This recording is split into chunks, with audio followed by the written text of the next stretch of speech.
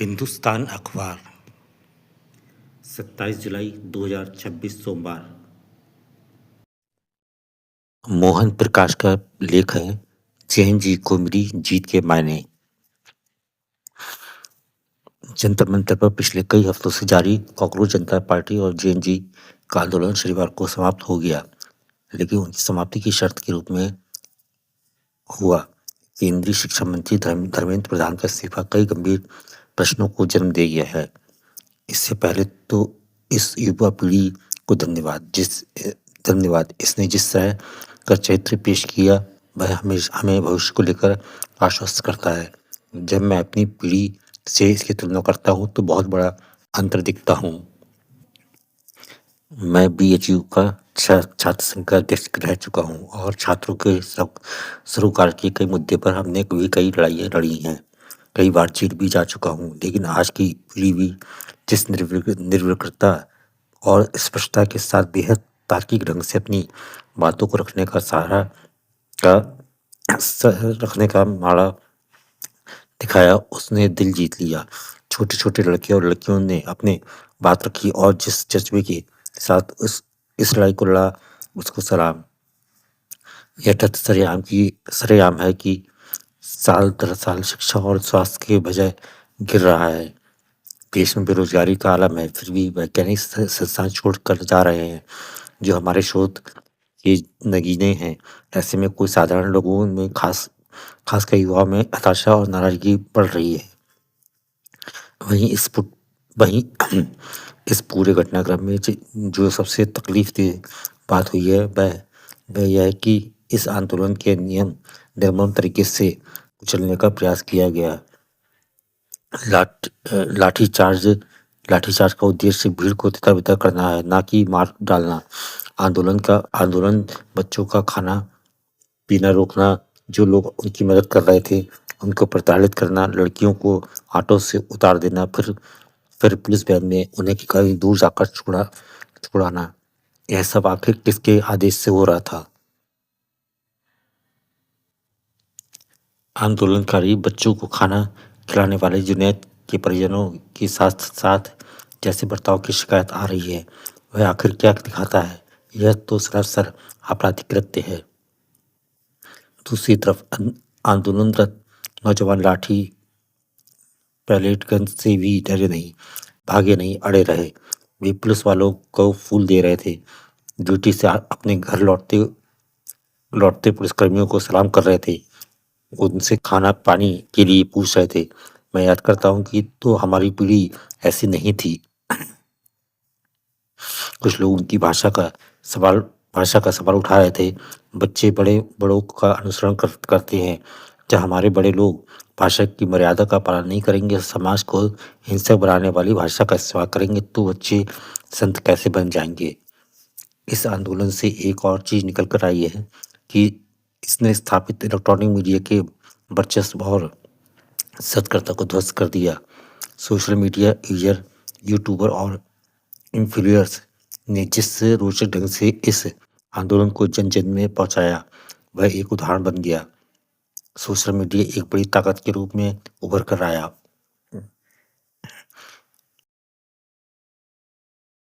इसमें यह निरंतरता बनी रहनी चाहिए। और एक और पहलू, इस्तीफे को समस्या का समाधान समझना किसी के लिए भी भूल होगी। उसको सजा देंगे, लेकिन उसने देश के सामने इस बात का कोई रोड मैप नहीं रखा है ताकि वह कह सके कि हम अमुक कदम उठाने जा रहे हैं जिससे पेपर लीक नहीं होंगे। नीट का मुद्दा तो एक प्रतीक है। देश में पिछले 12 वर्षों में 150 से भी अधिक पेपर लीक हुए हैं, जिसमें SSC जैसे सीधे रोजगार देने वाले पेपर भी थे।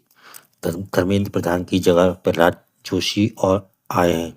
इससे शिक्षा व्यवस्था में क्या असर पड़ेगा जब प्रच्छन्न रूप से शिक्षा विभाग का विधि विभाग का पूरा नियंत्रण ही RSS के हाथों में बताया जाता है। जो नीतियां हो रही हैं वे विचारधारा प्रेरित है। जैसे NTA में सिर्फ 24 पदों पर स्थायी नियुक्ति है, बाकी 197 पद संविदा वाले हैं। ये संविदा कौन है? संविदाकर्मी कौन है? एनटीए 270 से अधिक परीक्षाओं का संचालन करती है। नीट से एक अन्य नुकसान यह भी हुआ है कि पिछड़े और आगड़े इलाके के बच्चों में अंतर बहुत हो गया, इसलिए कोचिंग सेंटरों की भरमार हो गई। इस मूल वजह पर बहस बहस ही नहीं हुई। पहले हर राज्य और बड़े विश्वविद्यालय अपने यहाँ प्री मेडिकल टेस्ट कराते थे। उनमें तो पेपर लीक नहीं होते थे, क्योंकि तब उनका वातावरण अकादमिक था। तब सभी बच्चे 3-4 जगह अप्लाई करते थे। नीट यह कहकर लाया गया कि बच्चों को अलग-अलग फॉर्म नहीं भरना पड़ेगा। उसका आधारभूत ढांचा ही नहीं बनाया गया, क्योंकि सरकार अपने हाथ में कब्जा रखना चाहती थी। आज शिक्षा के क्षेत्र में जो अविश्वास और अराजकता की स्थिति है, उसका समाधान यही है कि देश की परीक्षा नीति और शिक्षा नीति इस क्षेत्र के प्रखर विद्वानों से बनाई जाए, ना कि अफसरशाही द्वारा। इस पर भी सोचा जाना चाहिए कि ऐसे संयमित आंदोलनों की निरंतरता बनी रहे, तो इससे हमारा लोकतंत्र समृद्ध ही होगा। यह युवाओं के भविष्य का सवाल है, उनके अभिभावकों का सवाल है। उनके सवालों के हल निकलना चाहिए। सरकार और जैन जी दोनों को इस पर विचार करना चाहिए। यही मौलिक विषय है। एक बात और है कि इस आंदोलन के जरिए हमारी आज की पीढ़ी में संविधान की अपनी समझ, उसमें आस्था को उजागर किया है। अभिव्यक्ति, प्रतिकार और असहमति के अधिकार को उसने फिर से स्थापित करने का काम किया है। सबसे बड़े संतोष की बात यह है कि जैन जी आंदोलन ने देश के मानस से दमन का डर निकाल दिया। इस पीढ़ी ने हमारे संविधान के इन लोकतांत्रिक मूल्यों को पुनः स्थापित करने का काम किया है।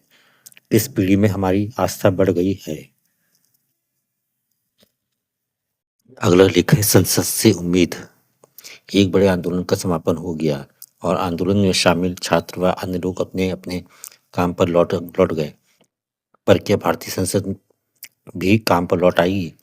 20 जुलाई को संसद का सत्र शुरू हुआ और लोकसभा की उत्पादकता 5% और राज्यसभा की 6% रही है। क्या इस देश के सारे कार्य हो चुके हैं और केवल राजनीति करना ही शेष है? क्या संसद में किसी को कार्य से रोका कार्य किसी को कार्य से रोक रहा है? क्या कोई ऐसी पार्टी है जो चाहती है कि संसद ठीक से कार्य नहीं करे? ऐसे कई सवाल पहले भी खड़े होते रहे हैं और आज भी हर संवेदनशील भारतीय को सता रहे हैं। जो देश विकसित हो चुके हैं वहाँ की संसद लगभग 100% से ज़्यादा उत्पादकता के साथ काम करती है। पेपर लीक को लेकर पूरा देश चिंतित था, पर यह सोचने वाली बात है कि समग्रता में शिक्षा पर संसद में कितना विमर्श हुआ। बीते 20 वर्ष में क्यों केवल 4 बार शिक्षा बजट पर विस्तार से चर्चा हुई है। कायदा तो यही बोलता है कि शिक्षा सुधार पर संसद में विस्तार से बात हो। केवल सार्वजनिक क्षेत्र के संस्थान ही नहीं, निजी संस्थानों की गुणवत्ता और उत्पादकता पर भी विचार किया जाए। शिक्षकों की गुणवत्ता पर चर्चा सबसे जरूरी है। अयोग्य शिक्षकों का भारी दबाव हमारी शिक्षा व्यवस्था पर है और छात्र अपने शिक्षकों के सामने किसी छोटे मोटे आंदोलन के बारे में भी नहीं सोच सकते। आज अचानक आम छात्रों के लिए चिंतित सांसदों को गौर करना चाहिए कि शिक्षा कैसे व्यवसाय में बदलती जा रही है। क्या बच्चों की शिक्षा को लेकर शिक्षकों पर कोई खास दबाव नहीं है? जबकि विपक्ष के सांसद वाकई सजग है, तो सबसे पहले पेपर लीक संबंधी कानून में संशोधन होना चाहिए।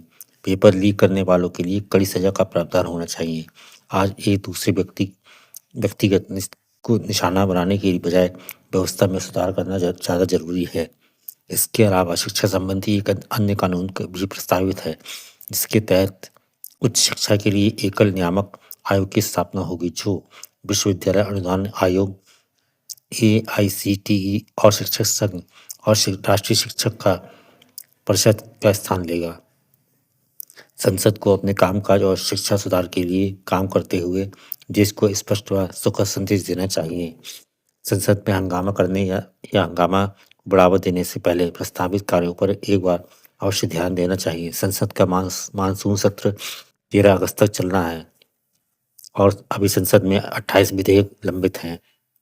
इन तमाम विधेयकों पर पर्याप्त चर्चा के साथ यथोचित निर्णय होना चाहिए ताकि देश को पता चले कि संसद अनुत्पादक है, अनुपातक नहीं है। न्यायपालिका से जुड़े कानून हैं और वित्त से जुड़े कानून भी हैं जिनका पारित होना जरूरी है। अब यूक्रेन रूस युद्ध की चिंता में भी ज्यादा सताने लगी है।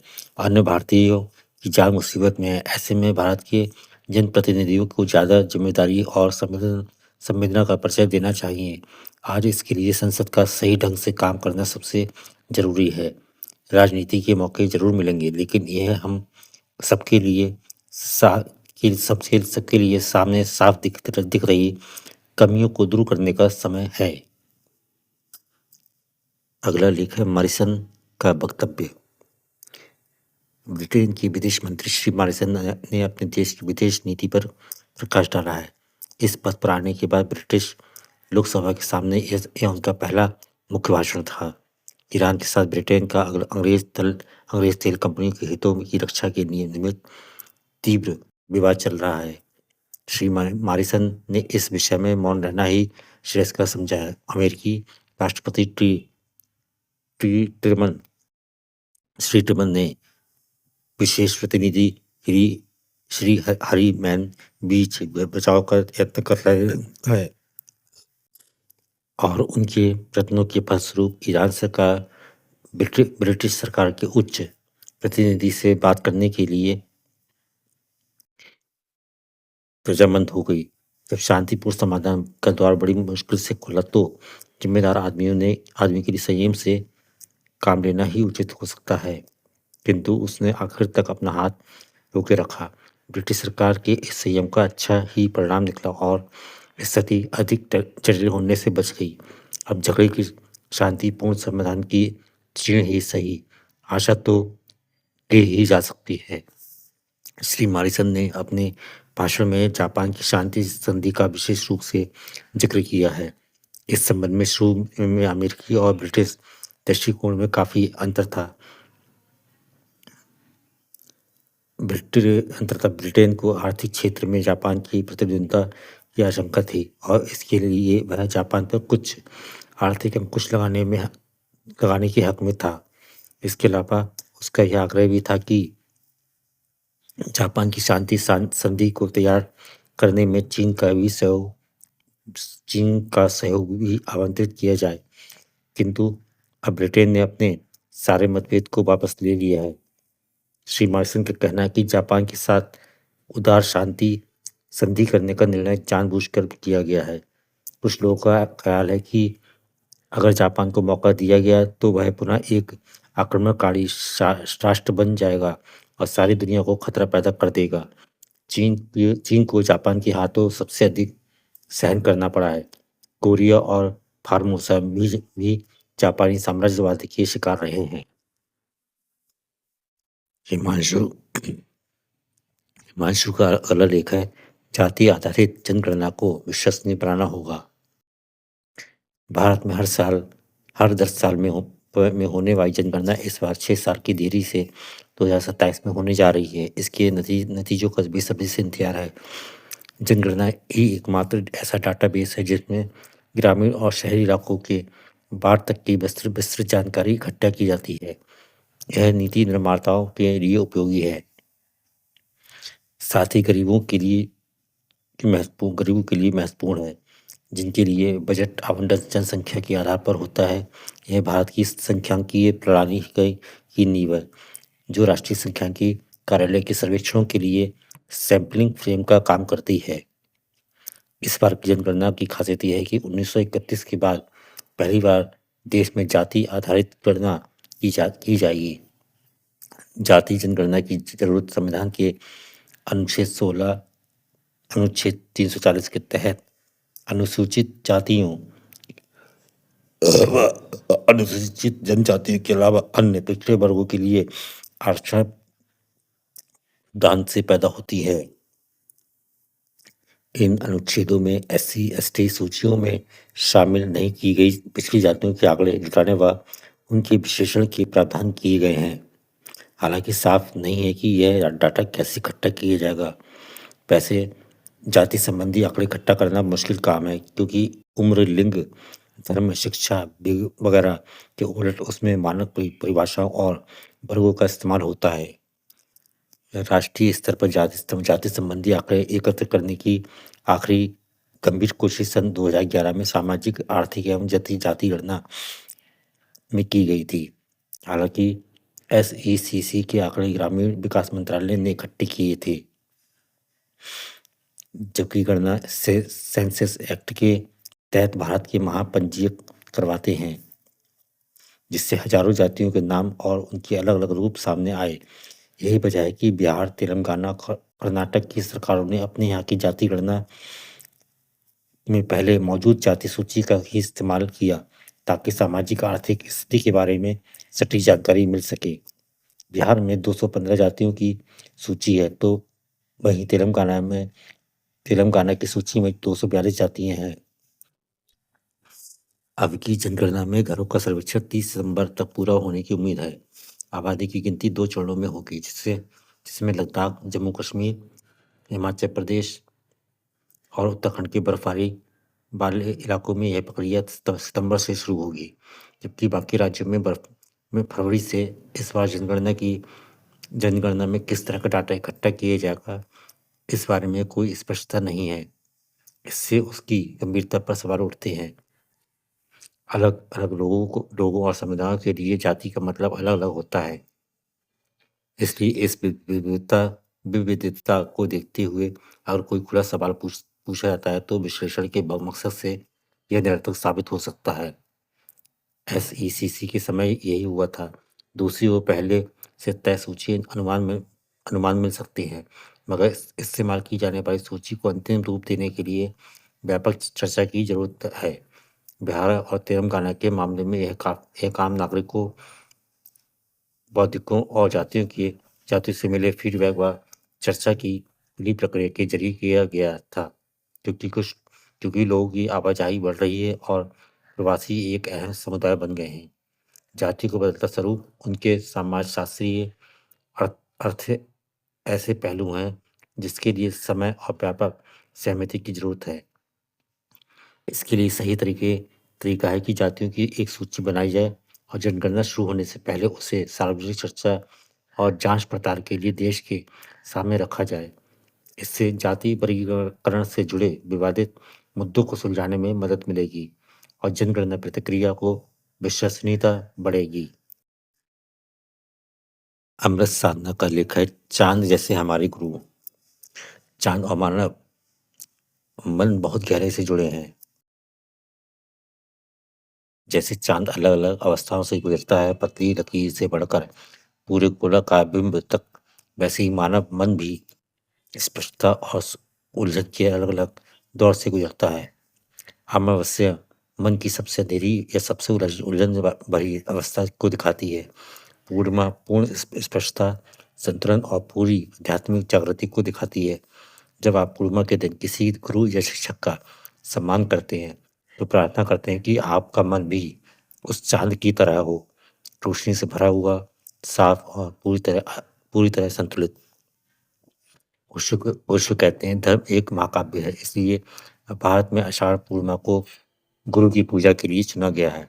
जब चांद दिखाई भी नहीं देता, बादल घिरे होते हैं, आकाश पूरी तरह खुला नहीं होता, चांद की रोशनी धरती तक पूरी नहीं पहुंचती, और वह यही है कि गुरु तो है चांद जैसे, और शिष्य हैं आषाढ़ के बादल जैसे। शिष्य जन्मों के अंधेरे को लेकर आ गए हैं। वे अंधेरे बादल हैं, उसमें भी गुरु चांद की तरह चमक सकें, उस अंधेरे से घिरे वातावरण में रोशनी पैदा कर सकें, तो ही वह गुरु हैं। इसलिए आषाढ़ की पूर्णिमा ध्यान रखना, अगर तुम्हें यह काव्य प्रतीक समझ में आ जाए, तो तुम आषाढ़ की तरह हो, अंधेरे बादल हो, ना मालूम कितनी कामनाओं और वासनाओं का जल तुम में भरा है, तुम बोझिल हो, तुम्हें तोड़ना है, तुम्हें चीरना है, तुम्हारे अंधेरे से घिरे हृदय में रोशनी पहुंचानी है। चांद को ही हमने गुरु के लिए चुना है, सूरज को चुन सकते थे, ज्यादा मौजूद होता, क्योंकि चांद की सब रोशनी उधार है, सूरज के पास अपनी रोशनी है। हमने चांद को चुना दो कारणों से। एक, गुरु के पास भी रोशनी अपनी नहीं है, परमात्मा की है, और ज्ञान सूरज जैसा है, उसे सीधा देखेंगे तो आंखें चुंधिया जाएंगी। इसलिए गुरु एक माध्यम की तरह काम करता है। बहरहाल ये सब असली गुरु के बारे में बात हो रही है। इस मिलावटी दुनिया में गुरुओं में भी जबरदस्त मिलावट है। असली गुरु मिलना मुश्किल है। फिर शिष्यों को मानसिकता भी बदल गई है। सीखने के लिए जो विनम्रता, जो अनुग्रह का भाव चाहिए, वह कहीं नहीं दिखाई देता। जहाँ हर बात कंप्यूटर सिखा रहा है, वहाँ मानवीय गुरु को कौन खोजे। खुशखबरी यह है कि यांत्रिक गुरु वृत्ति को ज्ञान दे सकता है, पर हृदय को शांति और भक्ति नहीं दे सकता। एआई कितना ही प्रभावशाली क्यों ना हो जाए, जब तक आदमी में दिल धड़क रहा है, तब तक उसकी आत्मा में खुद को जानने की प्यास है, जब तक मानवीय गुरु की जरूरत बनी रहेगी। आज के सारे लेख पूरे हो चुके हैं।